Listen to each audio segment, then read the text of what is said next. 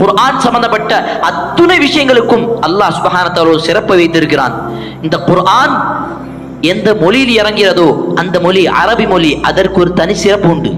இந்த குர்ஆன் எந்த இரவில் இறங்கியதோ அந்த இரவு லைலத்துல் கத்ர், அது 1000 மாதங்களை விட மிகவும் மேலான சிறந்ததான லைலத்துல் கத்ரி கைரும் மின் அல்ஃபி ஷஹர், 1000 மாதங்களை விட சிறந்த ஒரு நாள் ஒரு இரவு தான் லைலத்துல் கத்ர். எந்த மாதத்தில் இறங்கியதோ இந்த குர்ஆன், அந்த மாதம் ரமதானுடைய மாதம். எல்லா மாதங்களை விட சிறப்பமான ஒரு சிறந்த ஒரு மாதம் தான் ரமதானுடைய மாதம். இந்த குர்ஆன் எந்த நபியின் மீது இறங்கியதோ அந்த இறை தூதர் தான் சிறந்த தூதர், ஹாத்தமுன் நபியின், சையதுல் முர்சலீன், ஷாஃபிஉல் மஹ்ஷர், முஹம்மது முஸ்தபா அஹ்மதே அல்லாஹு அக்பர் ஸல்லல்லாஹு அலைஹி வஸல்லம் அல்லாஹ்வுடைய தூதர் தான். அப்ப இந்த குர்ஆன் சம்பந்தப்பட்ட அத்துணை விஷயங்களுக்கும் அல்லாஹ் சுப்ஹானஹு வ தஆலா ஒரு சிறப்பை வைத்திருக்கிறான். அதனால் தான் ரசூலுல்லாஹ் அவர்கள் சொன்னார்கள், இந்த குர்ஆனை மனனம் செய்யக்கூடிய அந்த ஹாஃபிதுகள் அஹ்லுல் குர்ஆன் ஹும் அஹ்லுல்லாஹ், அவர்கள் தான் அல்லாஹ்வுடையவர்கள்.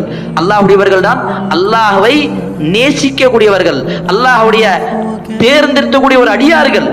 அஹ்லுல் குர்ஆனி, குர்ஆனை மனம் செய்யக்கூடியவர்கள் அஹ்லுல்லாஹ், அவர்கள் தான் அல்லாஹ்வுடைய மக்கள், அல்லாஹ்வுடைய அடியார்கள் அப்படின்னு அல்லாஹ்வுடைய தூதர் சிறப்பிச்சு காமிக்கிறாங்க. எதுக்காக? இந்த குர்ஆனை படிக்க வேண்டும் என்பதற்காக. இன்னைக்கு நம்ம எவ்வளவு செய்திகளை கேட்கின்றோம். பலஸ்தீன்ல மக்கள் இப்படி கொலை செய்யறாங்க, நம்மளுடைய நாட்டுல பல மக்களுக்கு, இந்த முஸ்லிம்களுக்கு பிரச்சனை வருது, திடீர்னு கொலை, திடீர்னு ஒரு அநியாயம், திடீர்னு ஒரு அழிச்சாட்டியம், இந்த மாதிரி பல செய்திகள் நாங்கள் தொடர்ச்சியாக கேள்விப்படுகின்றோம். இதற்கெல்லாம் நம்மளுடைய கண்கள் இருந்து ஒரு தண்ணீர் வருது, இதற்கெல்லாம் நம்மளுடைய உள்ளத்துல ஒரு பயம் வருது.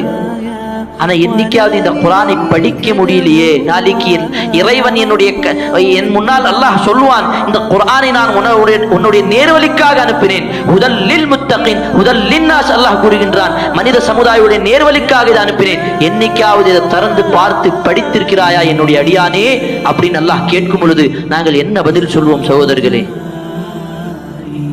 இந்த உலகத்தில் ஏதாவது ஒரு பதில் சொல்லி தப்பித்துக் கொள்ளலாமா?